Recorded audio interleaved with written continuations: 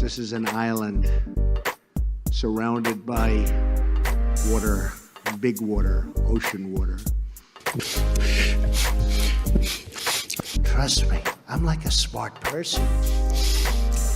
I'm very consistent. I'm a very stable genius. I had the best words, tolerated. I know words. Mike Pounds. I hope they now go and take a look at the oranges of the investigation. But there's no better word than stupid. Anonymous, really anonymous. I'm very highly educated. One of the wettest we've ever seen from the standpoint of water. Had the best words. God bless the United States. Now witness the firepower of this fully armed and operational battle station. The brand new F-35s, fighter jets. They're stealth. You can't see them. You idiot!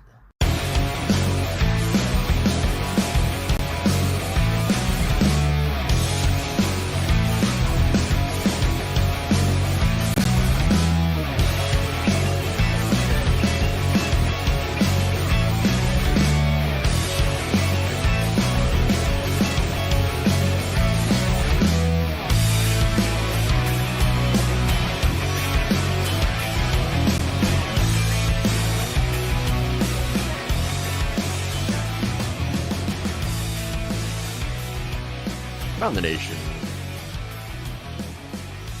Waldorf Nation. What's up, everybody? Welcome to the show. It's Tuesday. We got a show for you today. It's gonna be interesting. We're gonna have fun. We have Donald Trump raging at reporters. Always fun. President Biden actually doing a pretty good troll job against the Republicans when it comes to the budget. And I'm going to explain, of course, what's in the Republican budget, or at least some of it, and why it's relevant. We are also going to talk about After School with Satan, which is always fun. Pornhub versus Utah, the entire state. Awesome. And then we are also going to talk about a very important story about healthcare. Look, we all know, longtime viewers of the show, you would know that, of course, that healthcare in this country is a complete and total disaster. And yet I have another story here that should, well, I mean, look, on the off chance that I get some pro-life viewers, the people that are, that really hate, abortion and want to save the babies and all that stuff, pay attention, because this story, stuff like this, has an impact. And maybe if you care about the babies, you care about children, and if you actually care about those things, then you might want to listen up to some solutions for our healthcare system. Because this story is just horrifying. Okay, anyway, so we're going to do that. We're going to start out, though, with Donald Trump flying into a rage.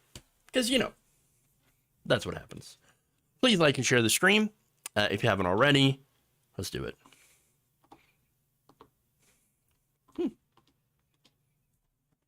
Nothing like a good old Trumper tantrum. Can't let that happen. No, we can. We can.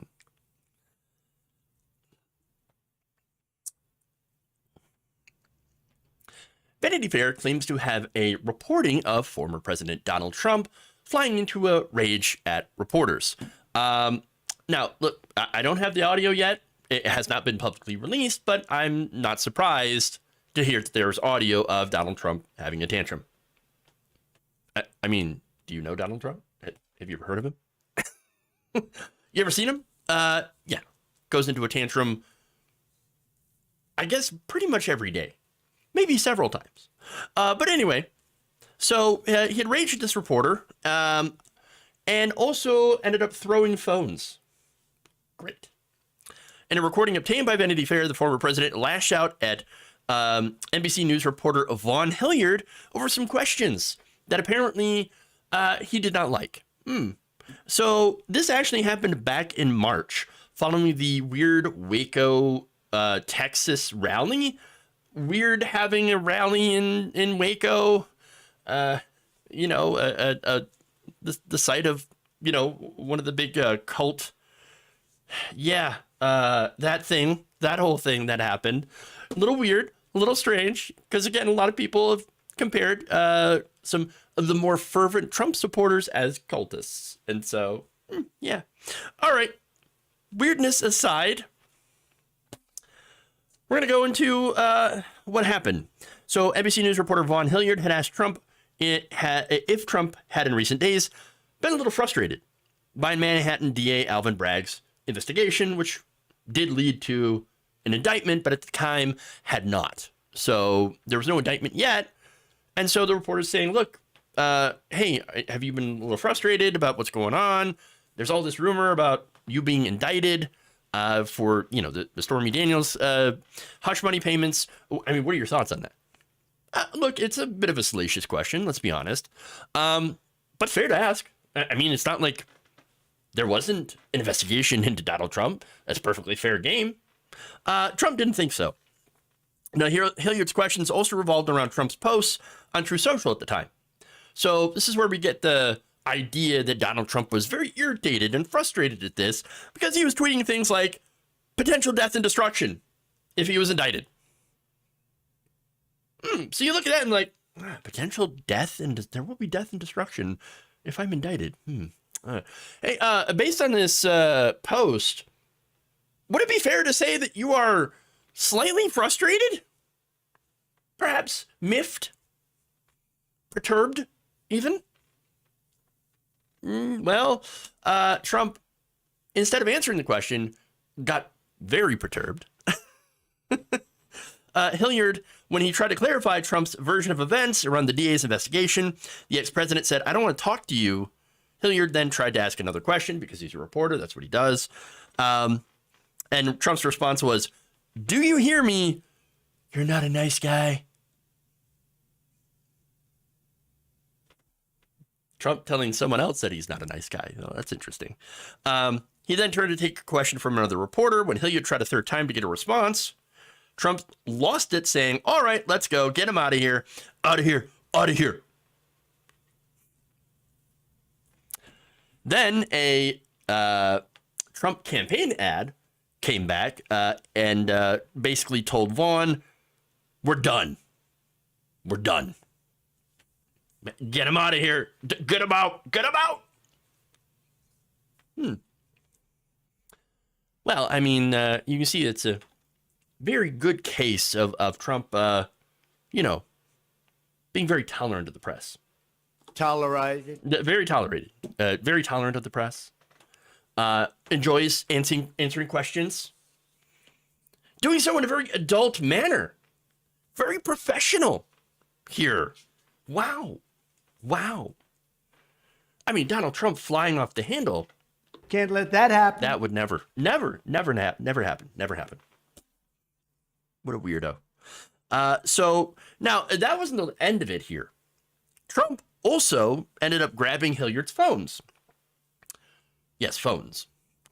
Trump picked up one of the phones recording the press gaggle and asked, whose is this? Hilliard replies that it was his. Trump picked up another phone and asked the same question. Hilliard said, that's mine too. Former president then tossed both phones out of sight, out of the seat next to him. And there you go. Very, very fragile. Yes. So this again happened a few days before Trump was indicted by a Manhattan grand jury for the hush money payments made to Stormy Daniels. And The Guardian also noted how Trump lashed out at Hilliard when he asked, again, whether or not he was frustrated about the investigation, which it seems like he is. It seems like he touched a little bit of a nerve, a little nerve. But he denied it, saying, we did nothing wrong. This is fake news. NBC is one of the worst. Don't ask me any more questions. Now, later on, of course, you're not going to be surprised that in future press gaggles, there was no longer any mainstream media reporters. Interesting. Now, Funny enough, too, isn't Trump's 2024 campaign supposed to be more professional? At least that's according to his campaign spokespeople. It's a professional operation. Well, they'll learn very, very quickly that it would be easier to make Ben Shapiro taller or Matt Walsh appear less creepy. Very difficult things to do, I hear. I'm just saying.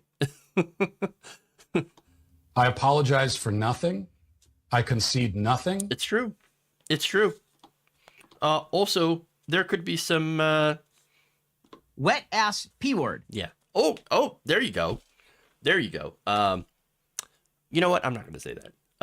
That's too graphic. Too graphic. I'm going to stay away from that whole topic. But anyway, okay. I know, trying to have like a PG-13-ish type of show today, and I'm failing.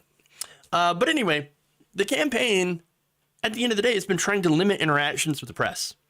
Following this blow up, the campaign decides, you know what we're going to do? We're just going to invite only conservative news outlets from now on.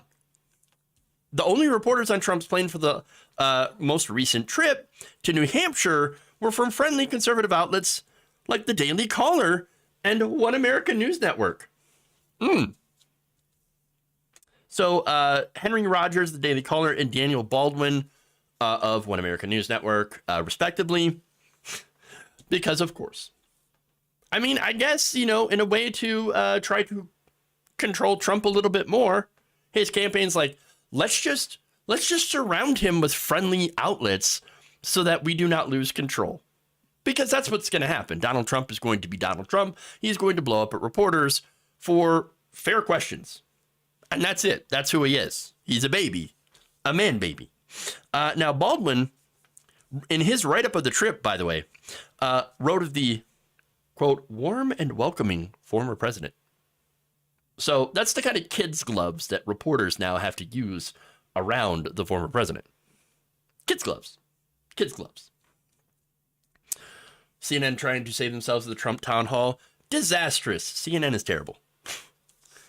Oy. But anyway, here's what Baldwin continued saying. This is the best. It's clear Trump values the opinions of everyone he surrounds himself with, whether he agrees or disagrees. Which is why he only surrounds himself with people that he agrees with.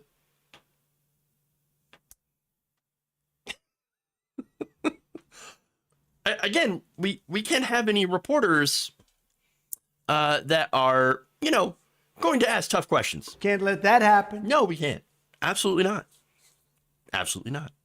But look, if you end up being even a reporter from a friendly outlet, by the way, who asks a tough question, he might end up throwing your phone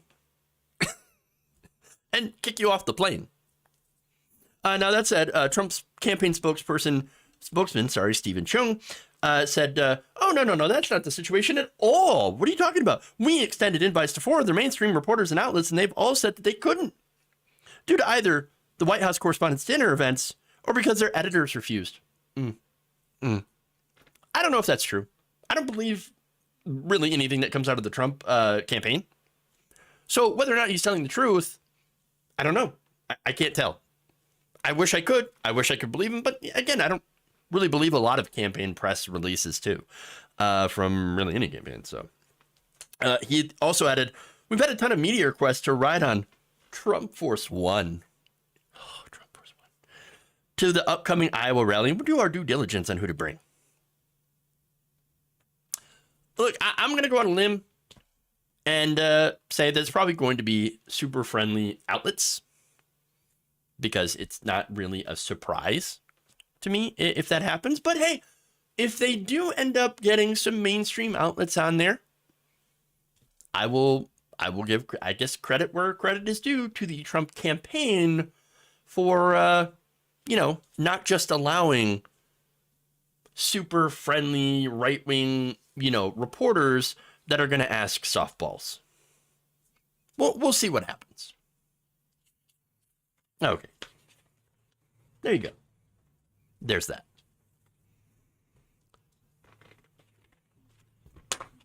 Moving on. let's go to a little bit of budget talk. Interesting.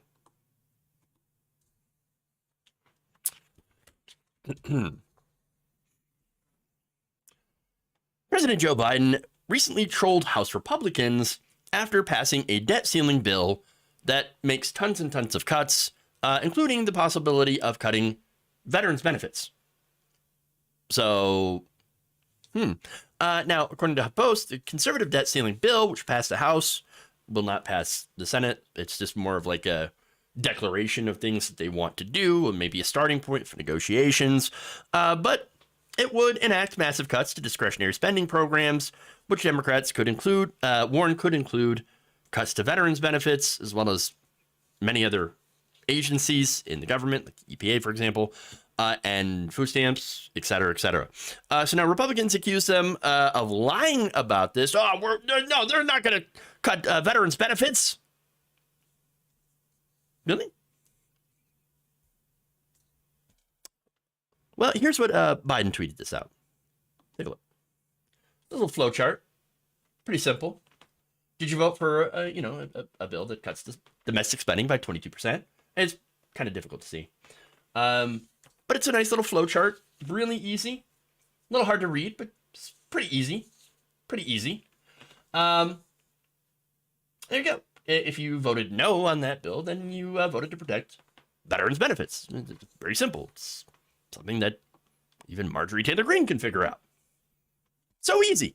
So easy. If you vote for a bill that says we are going to, or we could cut veterans' benefits by 22%, then it's very clear that they're going to cut benefits by 22% if they ended up having this passing. Now, of course, it's not going to pass, as I mentioned before, but it is really strange how in their dream budgets, they want to cut veterans' benefits. Weird.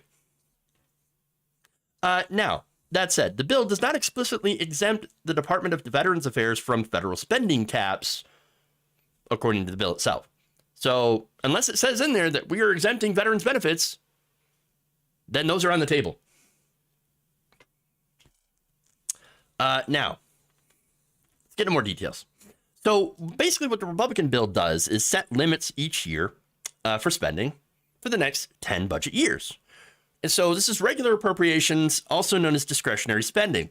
So that's the money that goes to things like the Department of Defense, Health and Human Services, Department of Justice, the EPA, other agencies, programs. Now, mandatory spending is Social Security, Medicare, and Medicaid. Now, Republicans are not going to touch that because they would be roasted by everyone. Now, look, I've showed you a video before where Republicans went on the record saying, yeah, we'd absolutely want to cut Medicare, Medicaid, and Social Security. We can't wait to do it. And then, of course, later on, they act like that video does not exist. And they're like, well, we never said that. No, you actually literally did. We have receipts. There are videos. But anyway, now that said, at the same time, Republicans and Democrats would never cut defense spending. Now, this is spending that goes to defense contractors like Boeing, Raytheon, Northrop Grumman, etc. So in order to not cut the defense budget, they would have to make deep cuts in pretty much everything else in the discretionary programs. Understand? So how bad are these cuts? What are we talking? Well, there's a lot of different numbers here and a lot of different think tanks that have put out their own analysis of this. So let's go to one of those. It's the Center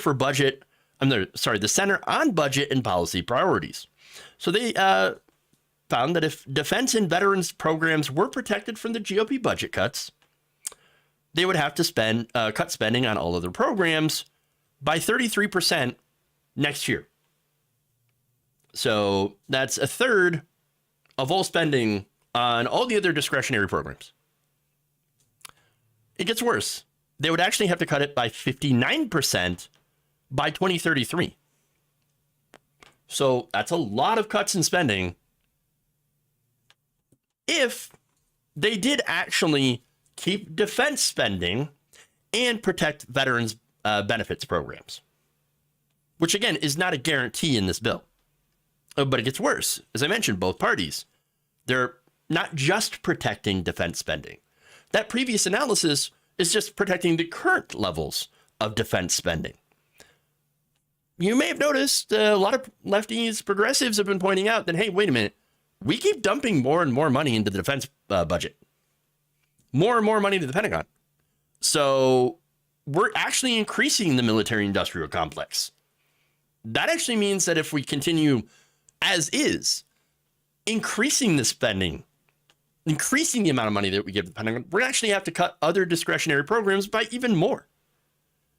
According to the Center for American Progress, if defense spending is allowed to continue at its current pace, 5.2% a year, the average rate in the last 6 years, and veterans programs were protected from these cuts, the resulting cuts to everything else would be a total of 94% by 2033. Jesus Christ. Now, the White House also produced their own estimate about how much the GOP would have to cut from all the other programs, which includes cuts to the Department of Veterans Affairs, and still achieve its spending reduction goals. And that's, of course, by next year, they would have to cut 22%. So that's where the 22% comes from. That's the math. So according to the White House, if the 2022 overall pool of discretionary spending was limited to 2022's level and defense spending was held at this year's level, everything else would have to be cut by 22% to stay below the arbitrary cap that Republicans have put on spending. So basically, regardless of how you look at it, Republicans, in order to meet their own spending goals, would have to massively gut the government. And that's it. Almost completely. And now the problem with that is that there are a lot of programs that people rely on. There are a lot of programs that are really popular that people need and people like. And when you go to cut them, well, it turns out you might lose elections. I know, weird, right? Weird. Turns out people like some level of government spending that helps improve their material conditions. Who would have known? Who would have known? Can't let that happen. That's what they're saying. Average people. What, you're going to cut something that I need? No. Cut something else. What is there to cut? Oh, there's a lot of things, actually. I'll get to a couple of those ideas. Now, the total that would be cut from veterans' healthcare would be about $2 billion. So that could lead to, again, hundreds of thousands of people not being able to get the kind of veterans' healthcare that they deserve. That would be disastrous. So now, when Republicans, though, say that we're not cutting veterans' benefits, that's not entirely true. They're using weirdo math. Again, they didn't exempt veterans' benefits like they did with Social Security and Medicare. They pointed out in their budget that we're not going to touch this whatsoever. They put those exemptions in, but they did not put an exemption here for veterans' healthcare benefits. And the reason that they didn't make an exemption is because they want it to be on the table, either as a negotiating tactic to try to force Democrats into doing other cuts to other programs or something. Okay. But look, I got to ask, though, who does this budget appeal to? I just mentioned all the different reasons why average people are like, hey, wait, you're going to cut things that I need, that I like? Well, I don't like this at all. Or I don't want to see veterans' benefits get cut for our troops. Okay? They earn those benefits. They deserve those benefits. And if anything, those benefits should be expanded for the stuff that we put them through. But it doesn't, it's not meant to appeal to average people. You have to understand. This is to appeal to corporate donors. This is to appeal to billionaires. The donors, they're the ones that are really interested in reducing spending. So now the reason that they're interested in reducing federal spending is because they want more tax cuts. They want to vastly reduce the power or eliminate agencies like the EPA, for example. So if they reduce the power of the EPA to, for example, enforce regulations, well, these companies can then make more money being able to pollute. That's it. They also wouldn't have to, spend money on worker safety, environmental safety, and ultimately, this is why they're focused so much on budget cuts. I know the whole BS reason. Well, they're saying, oh, no, we're worried about the debt. We're worried about the deficits. Really? These are the same people who blew up the debts and deficits by giving massive tax cuts to the rich. Again, the Trump tax cuts mostly positively affected or impacted the richest Americans. Their entire platform is cut taxes for rich people and corporations. The so-called woke corporations that they hate are the very ones that they love to serve, to lick the boots of, in order to get those fat campaign donations. So that's what's going on here. If they, again, cared about revenue, they would raise some taxes on the wealthy. They would make cuts in corporate welfare programs, for example, oil subsidies, billions and billions of dollars a year in fossil fuel subsidies that they don't need to actually, give to these incredibly wealthy, profitable corporations. They could also stop shoveling money into the defense budget. We don't need that much money in our military industrial complex. But of course, they continue to give it, both sides, by the way, both Democrats and Republicans, because they are funded by defense contractors to continue boosting the profits of the military industrial complex. It's old to help themselves while screwing over everyone else by making it so the benefits and stuff that they rely on get gutted.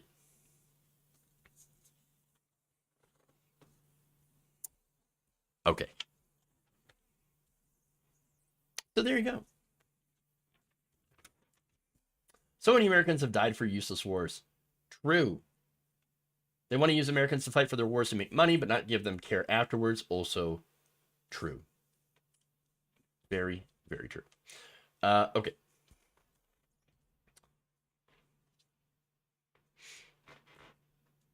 Imagine falling for the trick of believing we should destroy the EPA.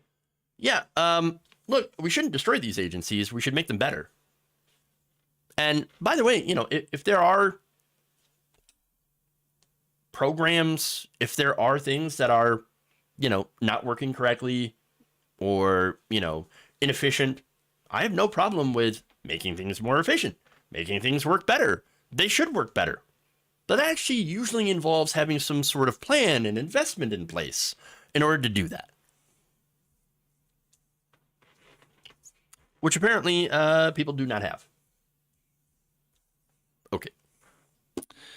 Anyway, let's move on.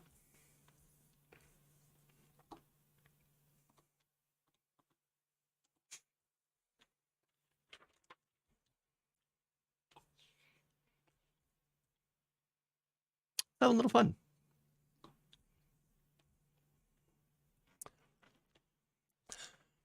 A federal judge has ruled that a school district in Pennsylvania must allow students to have an after-school Satan club.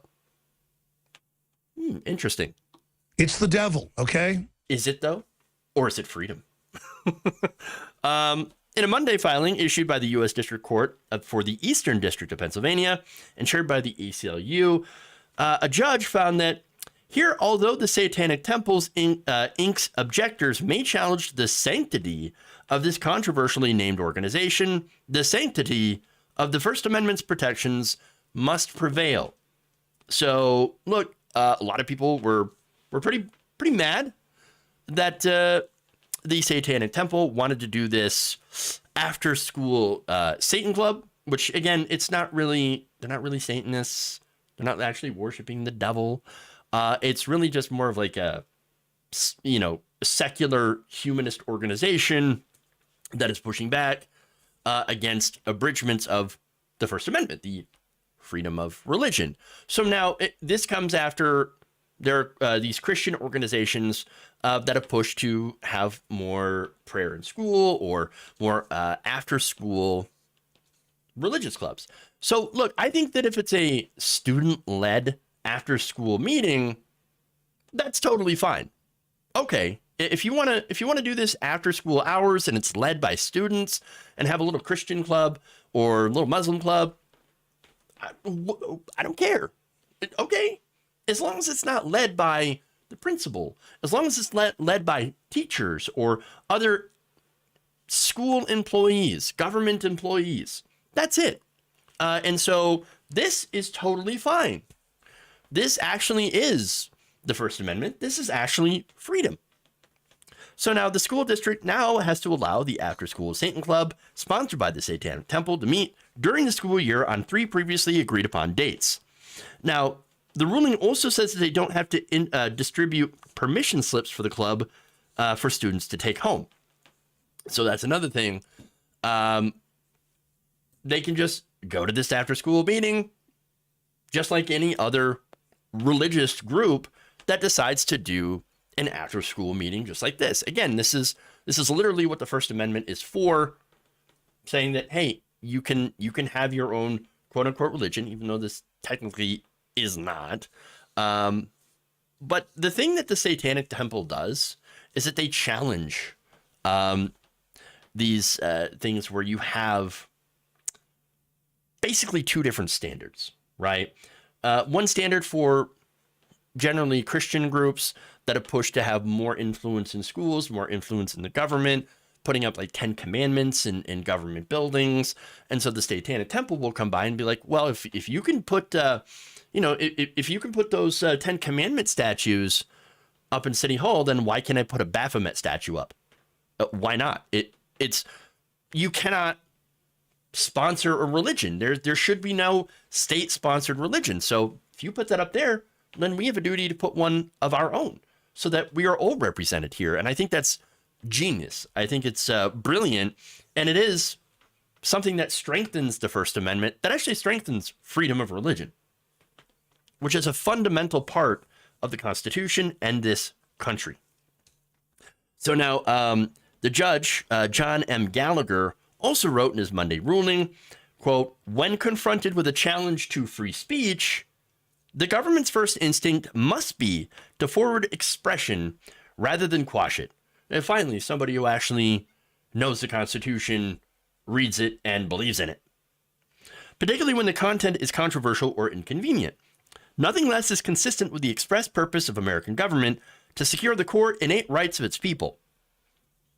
The ACLU also made an announcement after this, saying that in a victory for free speech and religious freedom, the federal court has ruled that the Saucon Valley School District must allow the after-school Satan Club to meet in district facilities.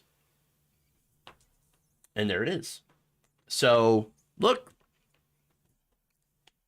it's called freedom. It's called the First Amendment. You don't like it, get used to it. And maybe try to stop pushing religion, actual religion, in schools. Because if you do, well, apparently It's the devil, okay? he's going to come after you. Oh, right. We're under attack. All right.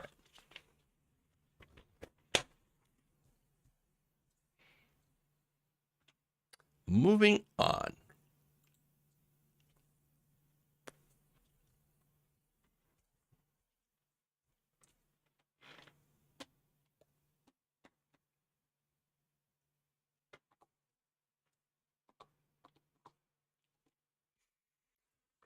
Oh, speaking of some apparently some sin on today's show.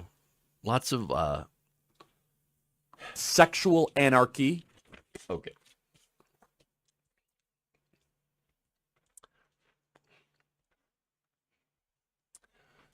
The website Pornhub has just shut off the entire state of Utah. And I mean shutting off access to its website. So Now, according to Vice News, as of today, anybody accessing Pornhub from a Utah-based IP address will not be directed to the homepage, but instead will be met with a video explaining why you are not able to access this website and not be able to, well, not to get too graphic, but will not be able to use those videos as an aid to completion. So now there's a video here of Cherie DeVille, and she explains, and she's a member of the Adult Performer Advocacy Committee, and she explains why. She says, as you may know, your elected officials in Utah are requiring us to verify your age before allowing you to access our website. So you might think, well, what's the issue? Should we not have age verification? Should we not make it so that children are not able to access this website? Yeah, well, it would be nice to not have children be able to access this website. Yes. And so, you know, one of the ways that they tried to do it is to pass these age verification laws, which unfortunately are not having the intended effect, and actually are punishing adults for trying to access this website. So let me explain. Or actually, I should let DeVille explain. She says, while safety and compliance are at the forefront of our mission, giving your ID card every time you want to visit an adult platform is not the most effective solution for protecting our users. In fact, they argue that it will actually put your children and your privacy at risk. Now, how? Again, she'll get into this. In addition, she says mandating age verification without proper enforcement gives platforms the opportunity to choose whether or not to comply. As we've seen in other states, it just drives traffic to sites with far fewer safety measures in place. Very few sites are able to compare to the robust trust and safety measures we currently have in place to protect children and user privacy. Any legislation must be enforced against all platforms offering adult content. She also adds, the safety of our users is one of our biggest concerns, and we believe the best and most effective solution for protecting children and adults alike is to identify users by their device and allow access to age-restricted materials and websites based on that identification. So already they're offering alternatives that are actually more effective than someone having to basically out themselves by showing a government ID in order to access those materials. Which, again, is a huge violation of personal privacy. Now, she also adds that until a resolution is offered, we have made the difficult decision to completely disable access to our website in Utah, and urges them to contact their representatives and demand device-based verification that makes the internet safer while respecting privacy. So, look, this is good. Now, Utah, Governor Spencer Cox had signed... Cox. Wow. Okay. Sexual anarchy. Whoops. That's a Freudian slip like you wouldn't believe. Spencer Cox signed SB 287, called the Online Pornography Viewing Age Requirements Law. And this was signed into March and will go into effect, well, today, actually. Now, the law says a commercial entity that knowingly and intentionally publishes or distributes material harmful to minors on the internet from a website that contains a substantial portion of such material shall be held liable if the entity fails to perform reasonable age verification methods to verify the age of an individual attempting to access the material. So, this is one of those situations. This is one of those laws that have I would say, good intent, bad execution. And this seems to happen a lot with government. They have good intent, bad execution, and actually ends up doing kind of the opposite of what they want to do. And it also punishing adults who, let's be honest, in Utah loves Pornhub. And now the adults there are going to have to use alternative measures, and they will use alternative measures. Of course they will. Now, in January, Pornhub also started requiring identification from Louisiana-based users, following the passage of a law that makes porn sites liable for content deemed harmful to minors. And this is one of those copycat bills. And and one of those bills also was passed in Arkansas. So you have all of these red states, by the way, who don't seem to have any other problems. So they're immediately going after pornography. They're going after drag shows. They're going after, books in libraries, in schools, transgender students, transgender athletes. And by the way, in places where there are no transgender athletes, they're passing bans anyway. So they're looking for a problem. They're passing a solution to a problem that does not exist. That's not a real problem. And so that's what they're doing. And again, it's like, don't you have anything better to do? Don't you have anything that's more pressing for your state? No. In fact, in 2016, Utah had declared pornography a public health crisis and an epidemic that is harming the citizens of Utah and the nation, which again is pretty funny because Utah is one of the is an incredibly large consumer of that content. In fact, Utah is considered the online pornography capital of the United States, with the most consumers logging on in the nation, logging on and getting off.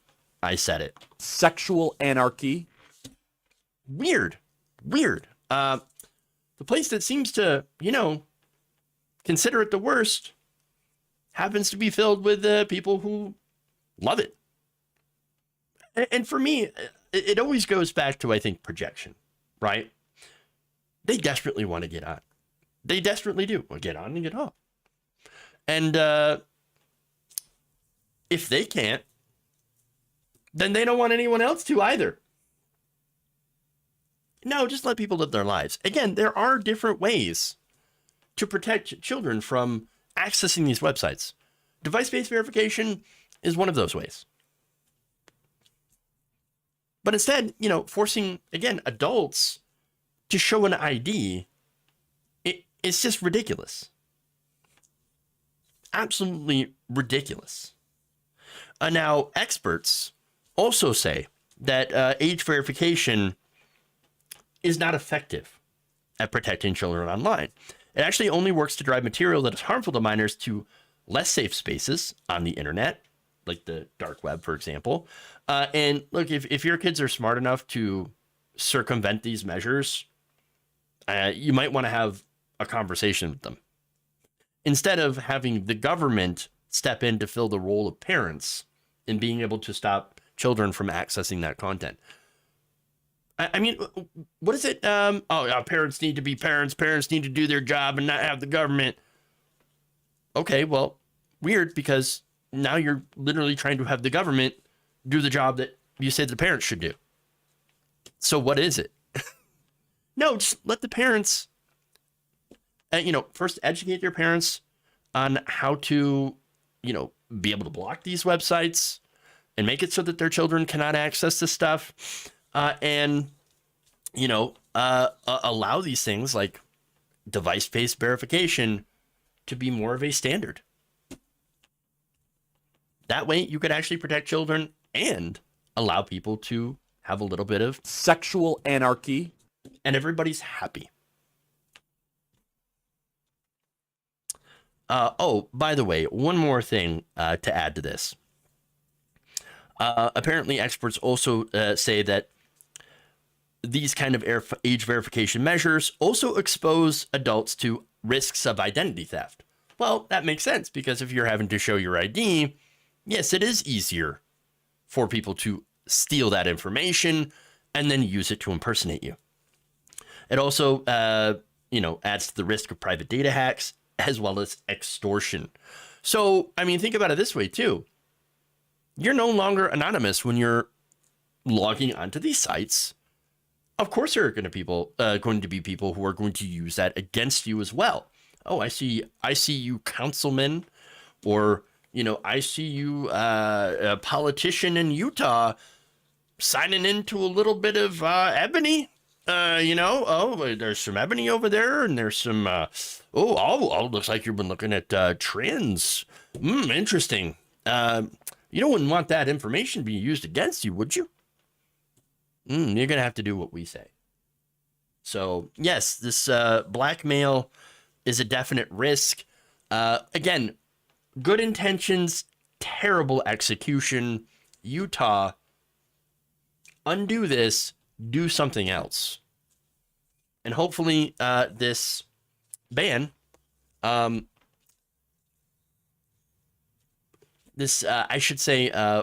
cutting off services to Utah forces people, these politicians, who probably partake themselves, by the way, to have to revisit their law and actually find real solutions.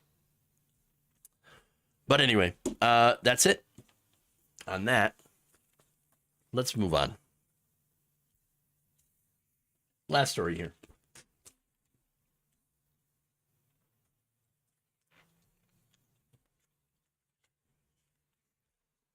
Let's go to how terrible our healthcare system is in this country.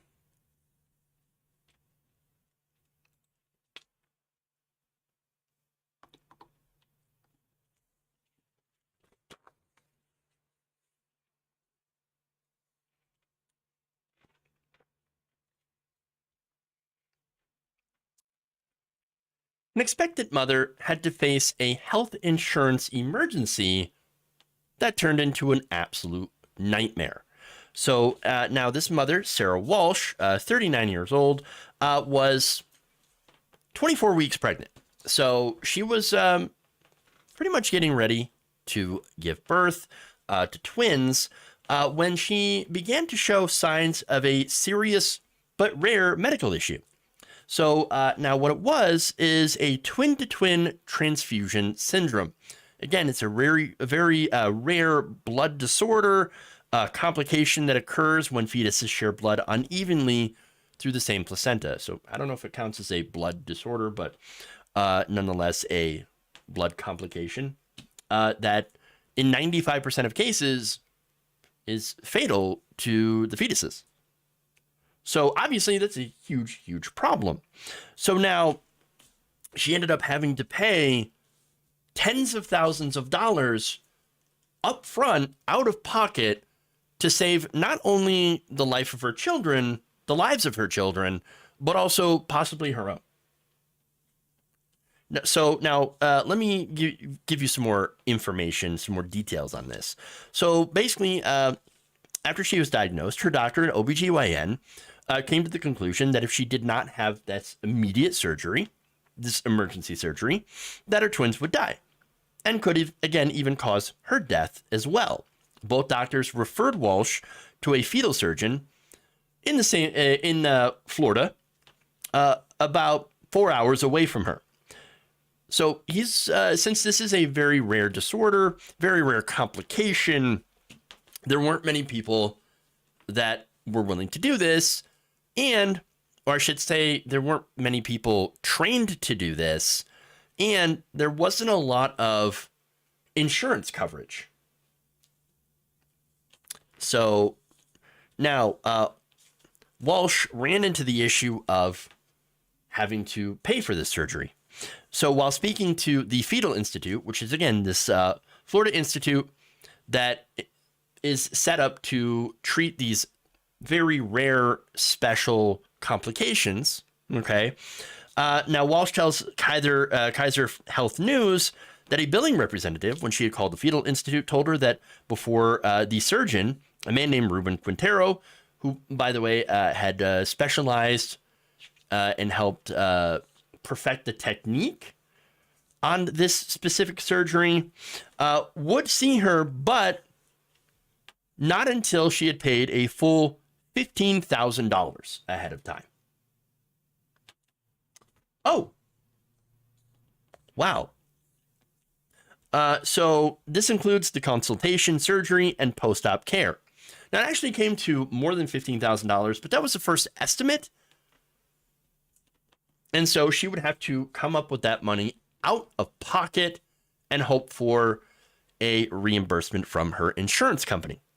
So now she did have insurance through BCBS, through her job. That said, Quintero did not belong to any insurance networks, and they really couldn't offer any payment plans as well that would fit to her situation. So she ended up having to borrow money from her mom, and very lucky she was able to do so, putting money on credit cards. And again, it's because her children's lives and her own life was in trouble. Walsh also had contacted her insurer, who advised her to apply for waivers that could reclassify this care as in-network. But again, it didn't quite work the way that it should have, the way that they were hoping it would. So now, look, at the end of the day, she came up with the money, got the surgery, went to the follow-ups, had several more consultations, and ended up giving birth to 2 healthy twin girls. Bit premature, but they survived. She survived. But after that, she was stuck with a massive, massive bill that did not get reimbursed by her insurance company. Again, she was covered by BCBS of Texas through her employer, and ended up racking up a bill of $18,610. Jesus. Now, Walsh ended up putting up about $14,472.35 on her and her mother's credit cards. Her plan did end up paying about $5,419.44, but ended up paying about $13,000 out of pocket. So that is insane. And one big example of where our healthcare system just absolutely fails. So now there were other options, again, that didn't apply to her.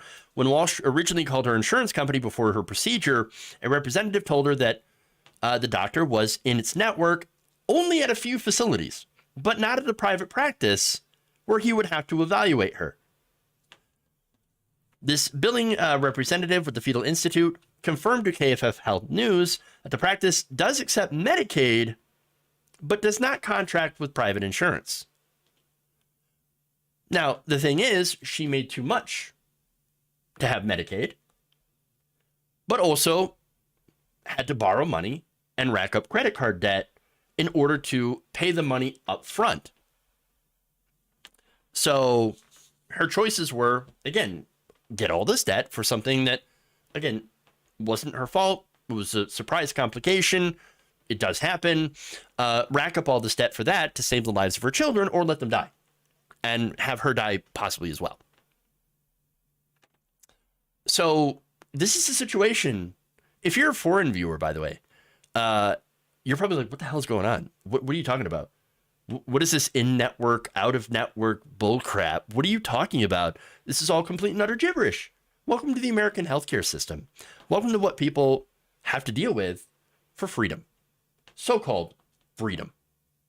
Okay? Look, there were other options, by the way. Her taking out a care credit card if she didn't have a credit card herself. So what's a care credit card? Well, that's basically where you take a medical debt credit card. It's a loan for medical debt. Again, something that doesn't happen in any other country. Just here. Just here. Now, by the way, she also, it didn't even have the option, though, because she was in a time crunch.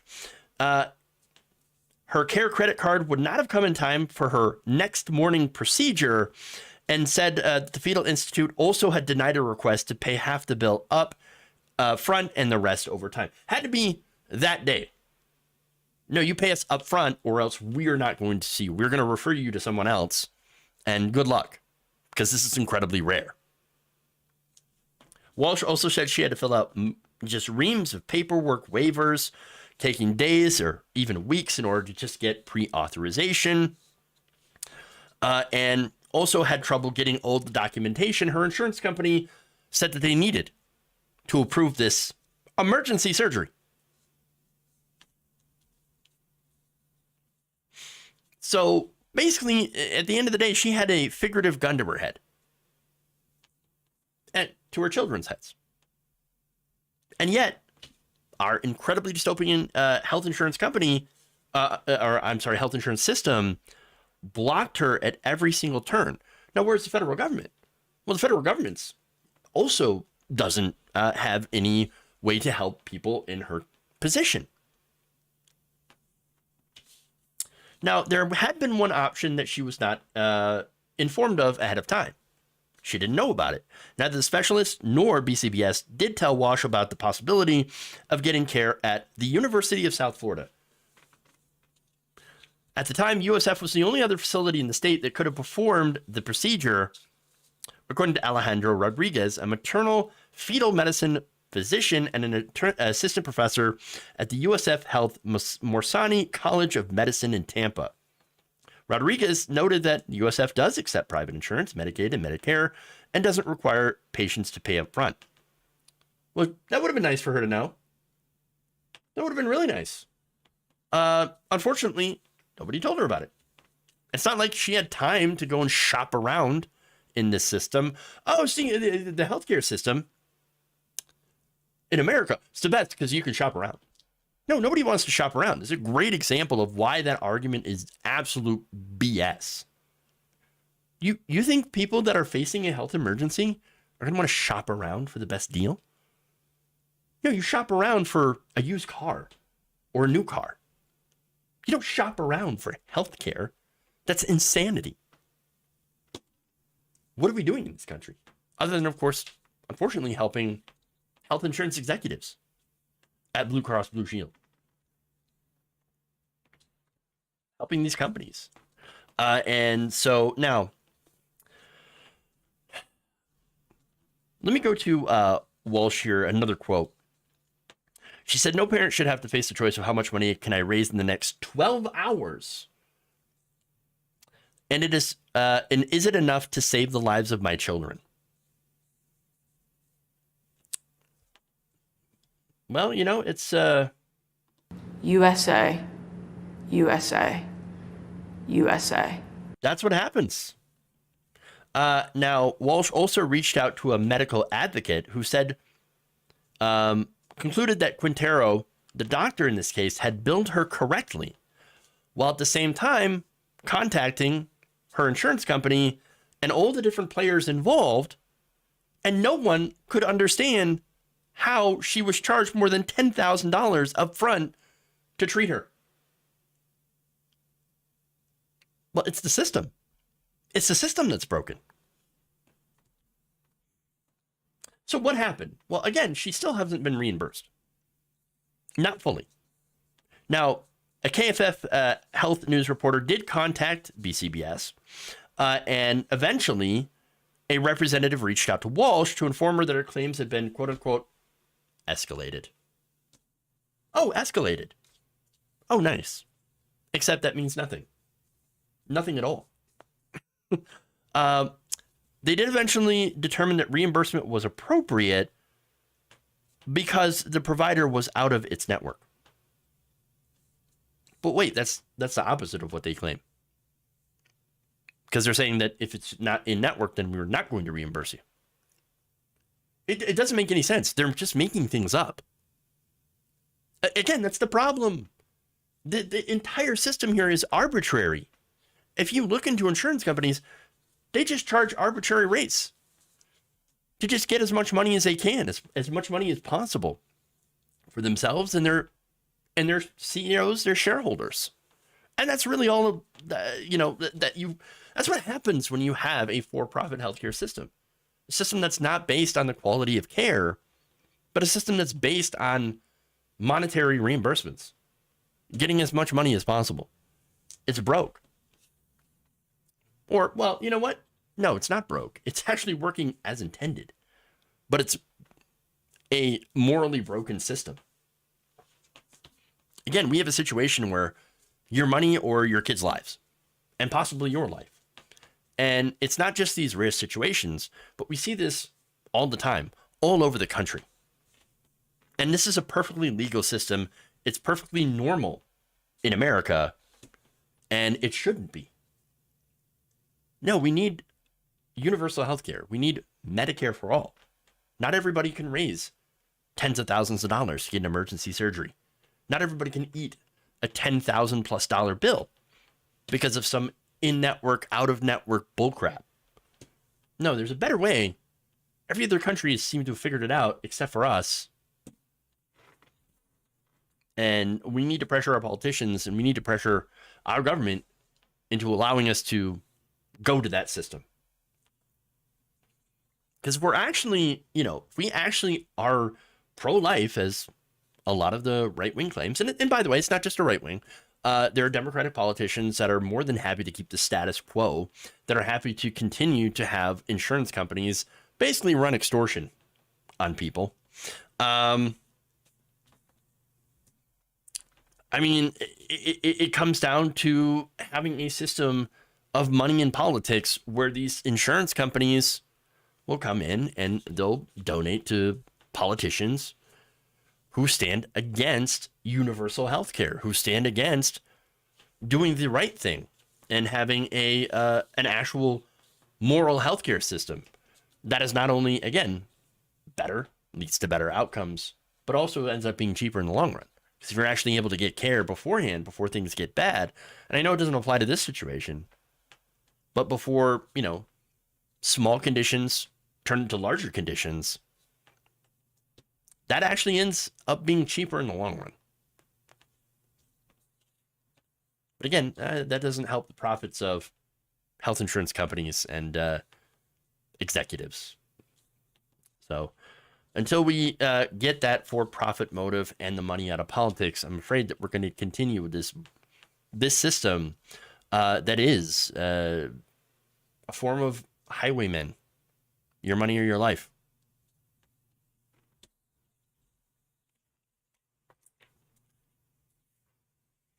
GoFundMe shouldn't be the American healthcare system. True. Unfortunately, there you go. Okay. Well, that's all I got for you all today. Thank you for going around the nation. I'm going to read some super chats, some messages here. Jonathan Leiter, thank you for gifting a membership. Gabby Mathis, thank you for gifting 2 memberships. And Rialan, thank you for being a member, saying this. Sexual anarchy. All right. There you go. Let's see. Yes, Nancy Pelosi also in favor of keeping this current healthcare system, unfortunately. Okay. Let's see. Let's go over to our Twitch community as well. Thank you, Twitch. I waited a year to get my tooth taken care of because nobody near me touched me and I had to go to a place an hour away, and took months to prep for extraction. Jesus, that's horrifying. But yeah, that's another thing too. Unfortunately, in this country, dental care not considered to be health care. So, we have a system that treats people's teeth as luxury bones. Lovely. American healthcare, everybody. USA. USA. USA. Okay. Anyway, thank you. Once again, please like and share the stream if you haven't already. Twitch community, we're going to raid do a Granafio raid. So we'll do that. With that said, thank you all. You have a great day. Love you. And remember, change begins with you. Good night, nation. See you back here tomorrow.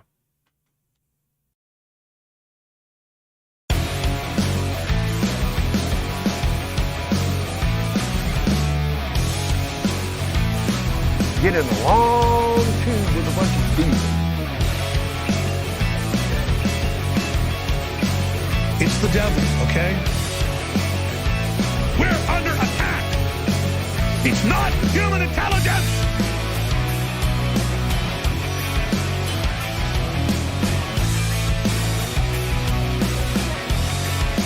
Sexual anarchy.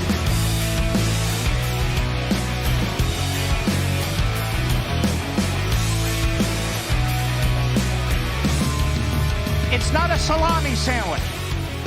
Disappointed! They're kicking me out the door. They're kicking me out the door.